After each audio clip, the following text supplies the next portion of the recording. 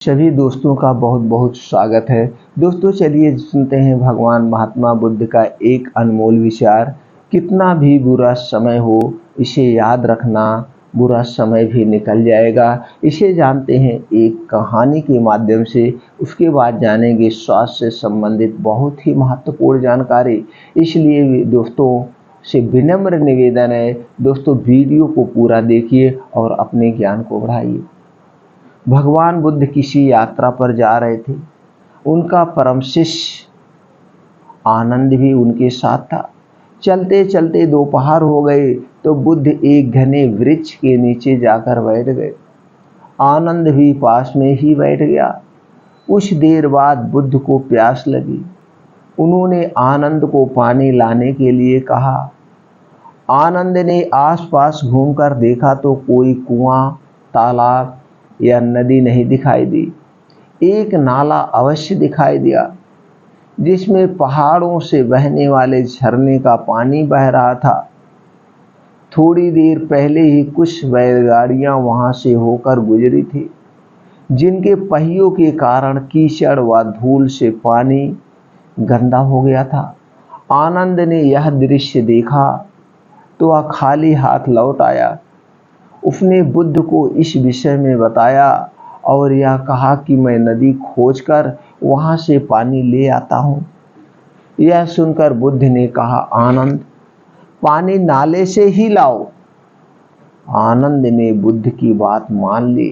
वह नाले पर पहुंचा, किंतु उसने देखा कि पानी अब भी अस्वच्छ है। उसे ऐसा पानी बुद्ध के लिए लाना कदापि उचित नहीं लगा। वह बुद्ध से आकर बोला, भंते, वह अस्वच्छ जल आपके लिए और मैं कैसे लाता? वो पीने योग्य नहीं है। मैं अभी दौड़कर नदी से पानी ले आता हूँ। किंतु बुद्ध ने पुनः उसे नाले का पानी लाने के लिए भेजा। कहा कि नहीं, वही नाले का पानी लाइए। आनंद सोच में पड़ जाता है। इस बार जब आनंद नाले पर गया तो उसने देखा कि पानी में जो कीचड़ व धूल की गंदगी थी वह नीचे बैठ गई थी और पानी निर्मल हो गया है। वह प्रसन्न हो बुद्ध के लिए पानी ले आया। तब बुद्ध ने कहा, आनंद, व्यक्ति के लिए धैर्य रखना बहुत जरूरी है। बिना धैर्य धारण किए निर्मलता प्राप्त नहीं होती है। वस्तुतः धैर्य का फल सदैव मीठा होता है। इसीलिए विपरीत स्थितियों में भी धैर्य बनाए रखना। दोस्तों इस छोटी सी कहानी से आपको क्या ज्ञान प्राप्त हुआ, हमें कमेंट सेक्शन में जरूर बताइएगा। चलिए मित्रों, अब जानते हैं स्वास्थ्य से संबंधित महत्वपूर्ण जानकारी। जैसे मित्रों सब लोग जानते हैं, ये हमारा शरीर है। हमारा शरीर जैसे हम इसे रखते हैं वैसे रहता है। जबकि हमारा शरीर किससे बना है? हमारा शरीर 5 तत्व और हमारे शरीर में 3 दोष पाए जाते हैं। ये 5 तत्व किस पर काम करते हैं? ये 3 दोष किस पर काम करते हैं? ये हमारे प्रकृति के नियम पर काम करते हैं। हमारा जीवन ही प्रकृति के नियम से है, लेकिन आज हम अपना नियम बना चुके हैं, जिससे आज हम बीमारियों से ग्रसित होते चले जा रहे हैं। हम बीमारियों से ग्रसित होते चले रहे। आप देखते हैं हमारे मौसम समय समय पर बदलते हैं, ऋतुचर्या होती है। तो दोस्तों कभी ठंडी होता है, कभी गर्मी होता है और कभी बारिश होता है। तो ठंडी के समय में कुछ ठंडी वाले फल फूल मिलते हैं, सब्जियां उत्पन्न होती हैं और फिर उसी हिसाब से हमारा डाइजेशन भी काम करता है। आप कहते हैं कि ठंडी में कुछ जमकर खाइए, तो आप ठंडी में जमकर खाते हैं और ठंडी में ही ज़्यादा साग सब्जियां उत्पन्न होती हैं। साग होते हैं, तरह तरह के साग होते हैं और आप खूब जमकर खाते हैं। तो दोस्तों उसी समय बारिश के समय में कुछ सब्जी अलग होती है और गर्मी में कुछ सब्जियां अलग होती है। तो हमें जो है हमारा डाइजेशन उसी प्रकृति के हिसाब से काम करता है।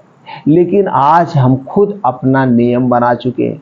आज हम खुद अपना नियम, सोने का नियम हमारा अलग है, जागने का नियम हमारा अलग है, पानी पीने का नियम अलग है। सब कुछ हम अपने हिसाब से करते हैं। जबकि आयुर्वेद कहता है अगर आपको स्वस्थ व निरोग रहना है तो हमारा शरीर प्रकृति से बना है, मिट्टी से बना है, पानी से बना है, जल से, वायु से बना है, हवा से, आकाश से बना है। तो ये जो 5 तत्वों से हमारा शरीर बना है और हमारे शरीर में जो 3 दोष पाए जाते हैं, इन 3 दोष और इन 5 तत्वों से ही निर्माण हुआ है। तो इसे हमें पालन करना होगा, प्रकृति के नियमों का हमें पालन करना होगा, तभी हमारा शरीर स्वस्थ व निरोग रहेगा।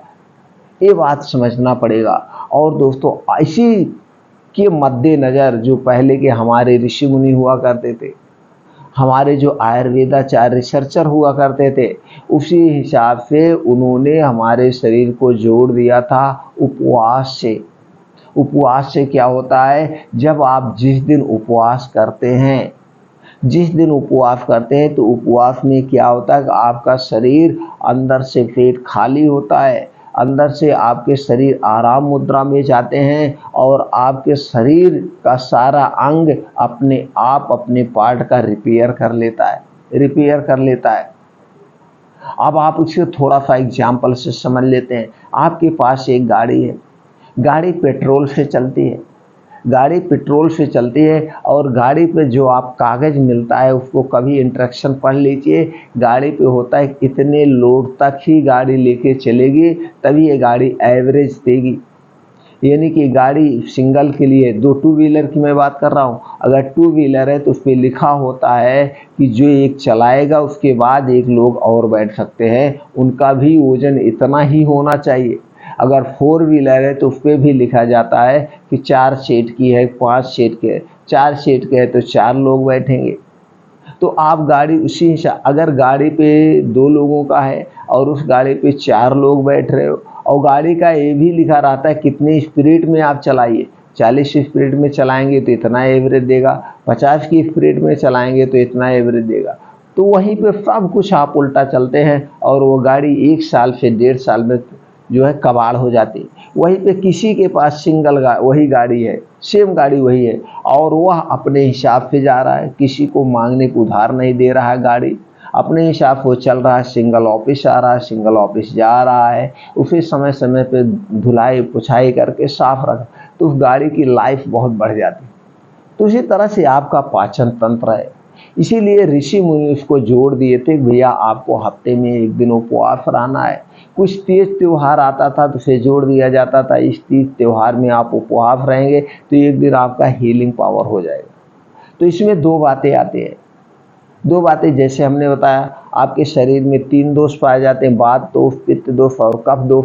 तो वात पित्त कफ, अब जिसको पित्त वात पित्त कफ बिगड़ जाता है, जिसको बहुत ज़्यादा एसिडिटी कब्ज एसिडिटी रहते, तो जब वो एसिडिटी जिसकी प्रवृत्ति, और शरीर की सबकी प्रवृत्ति एक समान नहीं होती, शरीर के सबकी प्रवृत्ति अलग अलग से होती है। किसी की वात दोष प्रवृत्ति होती है, किसी के कफ दोष, और किसी में ज़्यादा पित्त दोष पाया जाता है। तो सबका अलग अलग प्रवृत्ति होती है। तो जब आप, अगर आपको पित्त ज़्यादा बन रहा है, एसिडिटी ज़्यादा बन रही है, तो उसमें भी आपको खाली पेट नहीं रह सकते, तो आप खाली पेट मत रहिए। सबसे ज़्यादा खाली पेट रहने की ज़रूरत होती है जो मांसाहारी हैं, मांसाहारी। तो मांसाहारी लोग खाली पेट 1 आध दिन उपवास रहें, लेकिन उपवास में भी ऐसे नहीं उपवास रहा जाता है, आप उसमें कुछ तरल पदार्थ लेते रहें। नहीं कुछ है तो पानी लीजिए, नींबू का पानी ले लीजिए, नींबू का शरबत ले लीजिए, वैसे भी पानी पीते रहना चाहिए। अगर आपका पेट में एसिडिटी पेट में बन रही है तो एसिडिटी आपके शरीर को कोई ना कोई अंग को डिस्टर्ब कर देगी, आपके पेटों को डिस्टर्ब कर देगी, इसलिए उपवास कैसे रहा जाता है। तो आपको हम आज कुछ ऐसे बताते हैं कि किस ढंग से आप उपवास रहिए।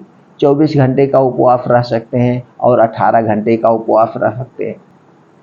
इस ढंग से उपवास रख करके आप अपने शरीर को कुछ समय दीजिए, अपने आप को हीलिंग करने के लिए, अपने शरीर को रिपेयर करने के लिए। जैसे जब आप कोई दिन भर का, किसी दिन आपको ज़्यादा ठंडे के दिन आप ऑफिस बंद है, आप घर पे हैं, बहुत ज़्यादा मेहनत कर रहे हैं, तो आप जब आराम करते हैं तो आपको बड़ा अच्छा फीलिंग होता है, भैया कल मैंने खूब जम के काम किया है, आज थोड़ा सा आराम कर लेंगे। किसी शादी ब्याह, घर पे शादी ब्याह है, कुछ ऐसा काम है, उस दिन आपने 2 दिन 3 दिन खूब जम के काम किया और जैसे ही 10-5 मिनट का आपको समय मिलता है, आप लेट जाते, आराम में मुद्रा में हो जाते हैं तो आपके शरीर के सारे आर्गन आराम मुद्रा में हो जाते हैं और आपको बड़ा अच्छा फीलिंग होता है। तो उसी तरह से आपका पेट है, ये आपके अंदर के सारे पार्ट हैं, इसे भी आपको आराम देना होगा। तो 16 घंटे का उपवास आप कैसे रख सकते हैं, और ज़्यादा नहीं दोस्तों, ज़्यादा नहीं, 30 दिन इस प्रकार उपवास रह के आप देखिए, 30 दिन, और 30 दिन के अंदर आपके शरीर में नहीं बदलाव आ जाए तो बताइएगा। ये जो मैं उपवास बताने जा रहा हूँ ये 24 घंटे का उपवास है। 24 घंटे में एक बार खाना खाना है, सिर्फ एक बार। क्या खाना है वो भी मैं बता रहा हूँ, और ऐसा 1 महीना आप करके देखिए। 1 महीने के बाद आपके शरीर में अजीब बदलाव होगा और आपके शरीर की जो छोटी मोटी बीमारियां स्वतः अपने आप ठीक हो जाएंगी, और छोटी बीमारी ही बड़ी बीमारी का रूप धारण करती है, इसको आप जानते हैं। तो कैसे खाना है, कैसे रहना है, तो आप जान गए। आपके शरीर में 3 दोष पाए जाते हैं, वात दोष, पित्त दोष और कफ दोष। हमेशा अपने इस 3 दोष को बैलेंस करके रखिएगा दोस्तों, कभी भी कोई बीमारी नहीं होगी। और ये आपका पेट है, इसकी सुरक्षा करना आपकी जिम्मेदारी है। आप अपने पेट को मेंटेन रखना चाहते हैं तो खाना खाते समय कभी पानी मत पीजिएगा। खाना खाने के 1 घंटे पहले पी सकते हैं, और खाना खाने के 2 घंटे के बाद आप पानी पी सकते हैं। बीच में आप कभी पानी मत पीजिएगा। अगर आप बीच में पानी पीते हैं खाना खाते समय तो खाना पचेगा नहीं, वो खाना सड़ जाएगा, और जो शरीर में खाना सड़ता है तो उससे पित्त दोष होता है। तमाम तरह आपके पेट में गैस बनेगी, एसिडिटी बनेगी, पेट फूलेगा, और जब गैस एसिडिटी बनेगी तो यही गैस एसिडिटी आगे चल करके रक्त की एसिडिटी बनेगी, रक्त में अम्लता बढ़ जाएगी, और जब रक्त की एसिडिटी बनती है तो आपके heart attack, blood pressure, blood sugar जैसी गंभीर बीमारियां रूप ले लेती है। तो दोस्तों आज हम आपको बता रहे हैं, नहीं तो कुछ लोग हैं खाली पेट नहीं रह पाते, भाई उनको ज़्यादा एसिडिटी बनती, खाली पेट रहेंगे नुकसान भी करेगा। तो आज हम इसी तरह से आपको एक 24 घंटे वाला व्रत बताते हैं। 24 घंटे इसी तरह से रात में खाना नहीं खाना है। 24 सिर्फ रात में, दिन में आपको मैं बता रहा हूँ क्या खाना है। रात में सिर्फ 30 दिन करके देखिए, 30 दिन आपका शरीर में एक नई ऊर्जा आ जाएगी, आपके शरीर में एक नया बदलाव आ जाएगा। तो दोस्तों क्या करना है, ये आपकी प्रक्रिया सुबह से रात से ही शुरू हो जाएगी। अब रात को आपको आज से शुरू हो रही है। अब जैसे आज रात है, आप मेरा वीडियो सुन रहे हैं तो आज रात से ही शुरू कर दीजिए। रात का खाना हल्का खाइएगा आज के लिए, और उसके बाद 9 से 10 बजे या नहीं तो 10 से 11 बजे सोने का प्रयास करिए। आप जब सुबह आप उठिएगा तो सुबह उठने के बाद अगर गर्म पानी पीना है, गर्म पानी 2 से 3 गिलास जो आप पी सकते हैं अपने क्षमता अनुसार। हो सके तो उसमें नींबू घोर लीजिएगा, लेकिन गर्म पानी और नींबू जब घोरिएगा तो इसको किसी मिट्टी के बर्तन या कांच के बर्तन में ही घोरिएगा। जब भी नींबू पानी पीना मिट्टी के बर्तन या कांच के बर्तन में ही घोरना, नहीं तो खट्टी चीज़ें अपने अंदर वो चीज़ को अवशोषित कर लेगी। किसी भी बर्तन में आप घोरेंगे तो उसके कुछ ना कुछ अंश पार्ट आपके पानी में आ ही जाएंगे।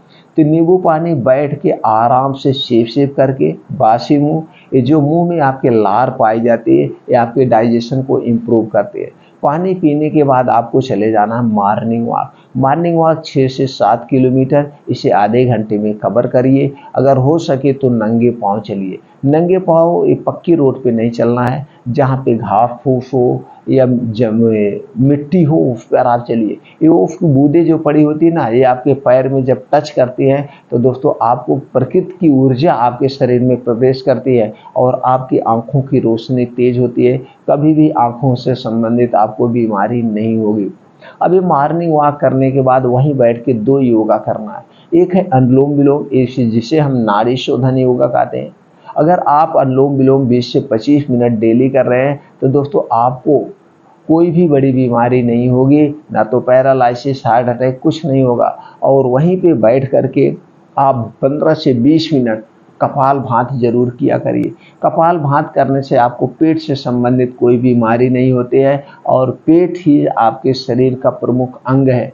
तो 2 योगा आप कर लिए। अब उसके बाद आप घर पर आने के बाद क्या करना है, कैसे रहना है। तो दोस्तों अगर घर पे आप आए तो आपको खाना, ऑफिस जा रहे हैं या आपकी शॉप है या आप घर पे ही रह रहे हैं, तो दोस्तों आपको खाना सूर्य उदय के बाद, जैसे सूर्योदय अगर 7 बजे हो रहा है तो 9:30 या 10 तक 2 से ढाई घंटे के बाद आपको खाना खा लेना है। खाना क्या, इस सुबह का खाना आप भर पेट खा सकते हैं। भर पेट आप सुबह का खाना खा, तो सुबह के खाने में आपका क्या होगा, आपके सुबह के खाने में होगा मिक्स दाल होगी, सभी प्रकार की दाल। क्योंकि सभी प्रकार की, एक प्रकार की दाल नहीं खाई जाती, एक प्रकार की दाल में एक ही तरह के प्रोटीन है। अब जैसे अरहर की दाल हो गई तो उसमें अलग प्रोटीन पाया जाएगा, चने में अलग पाया जाएगा, मसूर में अलग पाया जाएगा, उड़द में अलग पाया जाएगा, मूंग में अलग अलग पाया जाता है, मटर में अलग। यानी कि जितनी तरह की दालें होती हैं सब में अलग अलग प्रोटीन्स विटामिन पाए जाते हैं।